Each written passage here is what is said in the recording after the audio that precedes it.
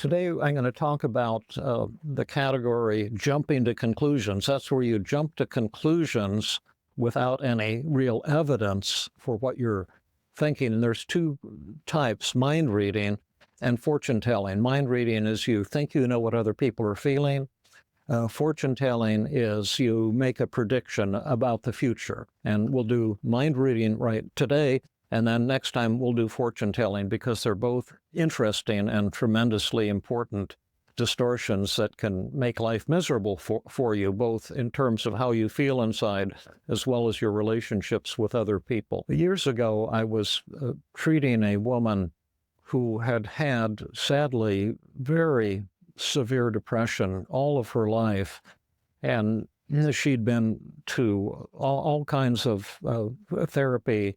No one had been able to help her. And then she came to me because she'd read my book, Feeling Good, and she recognized that this was kind of a new approach, and maybe it would be helpful to her. She came from a distant city and had to come by train. And I felt badly that she had to travel so far just for an hour psychotherapy session. So I told her, if you like, you can come every other week and we'll have a double session, a 2-hour session rather than a 1-hour session. And that way you won't have to spend so much time commuting. So we were doing that, but I had worked with her for 4, 5, 6, 7 or 8 sessions, 9 sessions, something like that, and with zero effectiveness, because I test people and have since my very first patient. I use psychological tests every session, simple tests for depression and anxiety to see if people are making progress. And the tests showed that she hadn't made one iota of progress.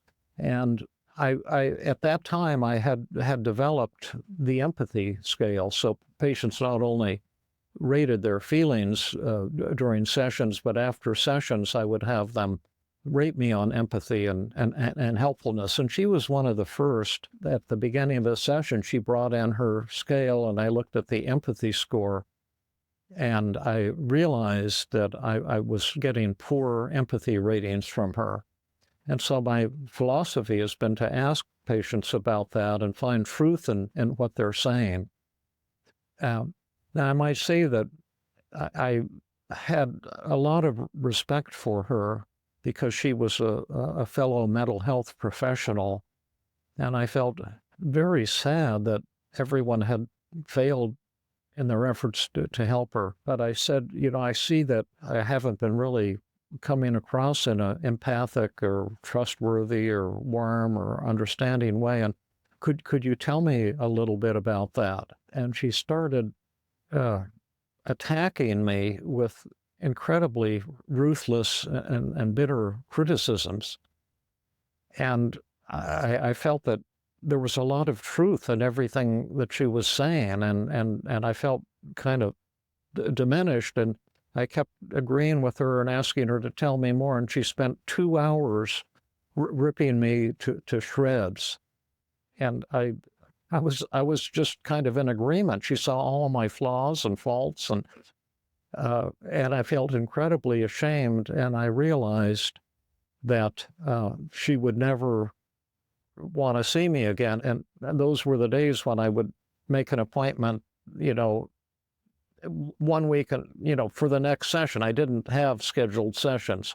So I just assumed it was our last session, and she stormed out of the office, and I felt really terrible, like a tremendous failure.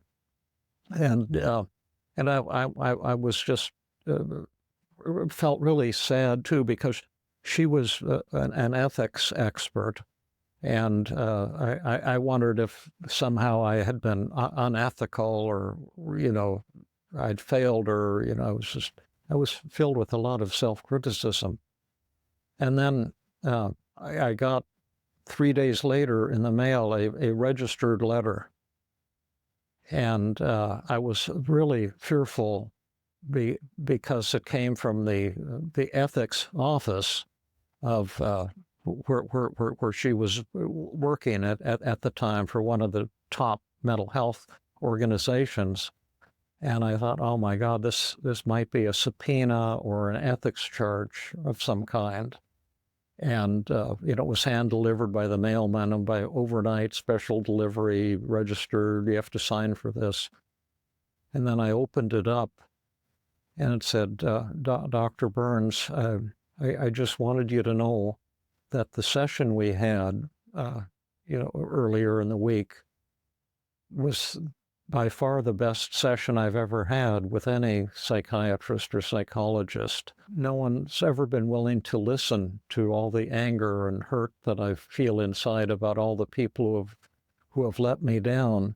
And I was so grateful, and I got so excited when I left your office. I forgot to make my appointment for next session.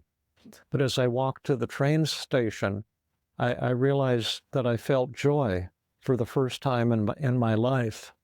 And I sent this overnight mail to you. This was before the internet, because I was wondering if I could come back this week and not have to wait 2 weeks for my next session, because I'm so excited about continuing the brilliant work that we were doing in the last session. And my jaw just dropped open. And that's a perfect example of mind reading and how it can really, really, hurt your relationships and your emotions as well, thinking that someone's really angry with you and really looking down on you and not caring about you when they really are. And there have been plenty of times I've made the opposite error too, thinking, wow, I've just had a great therapy session with someone, and then read their feedback at the end and discover that they had thought it was a sucky, terrible therapy session. And that's not the end of the world too, because if you find out, you can talk it over with them and use that to develop deeper relationships. But I've given you psychotherapy examples, but it happens in families, it happens in restaurants, when it happens all over the place. And in politics, we think we know what other people are thinking and feeling when we really don't.